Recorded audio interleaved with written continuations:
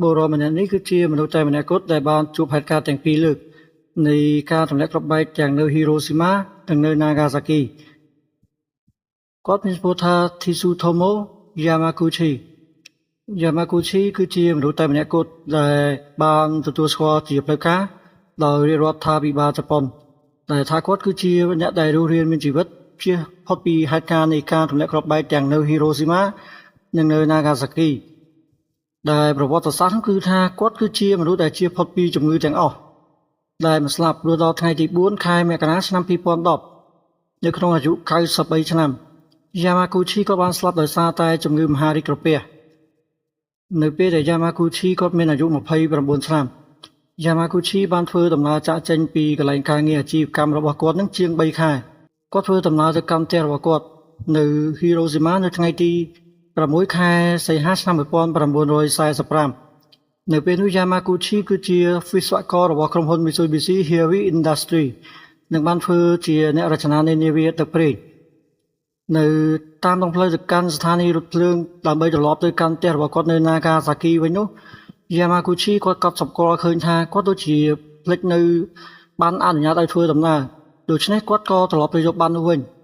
នៅពេលដែល Yamaguchi ត្រឡប់ពីយកបានរួចរាល់គាត់បានធ្វើដំណើរត្រឡប់ទៅកាន់ស្ថានីយ៍រថភ្លើងនៅម៉ោង 8:15 នាទីព្រឹកស្រាប់តែពេលនោះក៏ឃើញយន្តហោះទម្លាក់គ្រាប់បែកហោះកាត់លើទីក្រុង Yamaguchi ក៏បានឃើញឆ័ត្រយន្តតូចៗទាំងពីរស្រាប់តែពេលនោះមានពន្លឺជះមកលើភ្នែករបស់គាត់ខ្យល់ហើយនឹងកម្ដៅបក់បោកឲ្យគាត់ដួលទៅលើដី Yamaguchi គាត់មានសំណាងអាក្រក់ដែលគាត់ស្ថិតនៅចម្ងាយ3គីឡូពីការទុះនុយក្លេអ៊ែរចំណែកផលប៉ះពាល់គឺថាស្គរត្រចៀករបស់គាត់បានរហែកភ្នែកពីការជាបន្តអាសន្នចំណែកឯខ្លួនរបស់គាត់នឹងរលាកជាច្រើនកន្លែងទោះបីជាយ៉ាងណាក៏ដោយក៏ Yamaguchi គាត់មានរបួសគាត់ក៏ស្វាស្វែងរត់ទៅរកកន្លែងគេចខ្លួនពីការវាយប្រហារលើអាកាស Yamaguchi គាត់ចំណាយពេលមួយយប់នៅពេលព្រឹកឡើងគាត់បានធ្វើដំណើរចាកចេញទៅកាន់ Nagasaki ដោយរថភ្លើងតាមការគ្រោងទុកដំបូងនៅពេលដែល Yamaguchi គាត់ទៅដល់ Nagasaki ក៏មានការទទួលព្យាបាលពីគ្រូពេទ្យនៅក្នុងស្រុក Yamaguchi គាត់មានអារម្មណ៍ល្អសម្រាប់រាយការណ៍ទៅកាន់មេរបស់គាត់នៅថ្ងៃទី9គាត់ប្រាប់រឿងរ៉ាវទៅកាន់មេរបស់គាត់អំពីហេតុការណ៍ដែលគាត់បានជួបនៅហ៊ីរ៉ូស៊ីម៉ាដែលគ្រាប់បែកមួយនឹងបំផ្លាញទីក្រុងទាំងមូលនិងមុខរបួសរបស់គាត់ផងដែរ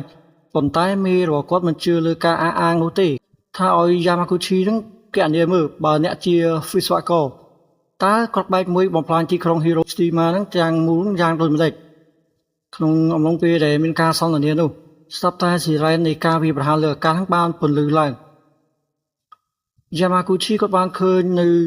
ពន្លឺចែងចាំងនោះម្ដងទៀតគាត់គិតថាពពកនោះតាមរកគាត់ពីហ៊ីរ៉ូស៊ីម៉ាមកដល់ Nagasaki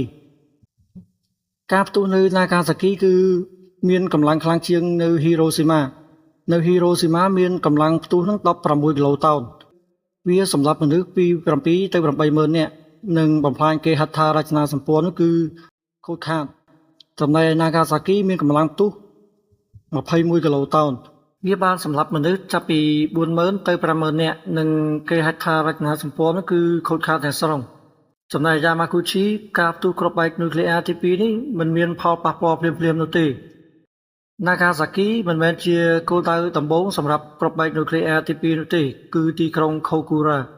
នៅពេលដែលយន្តហោះទម្លាក់គ្រាប់បែកទៅដល់ទីក្រុង Kokura គឺថាពេលនោះពពកគ្របដណ្ដប់ច្រើន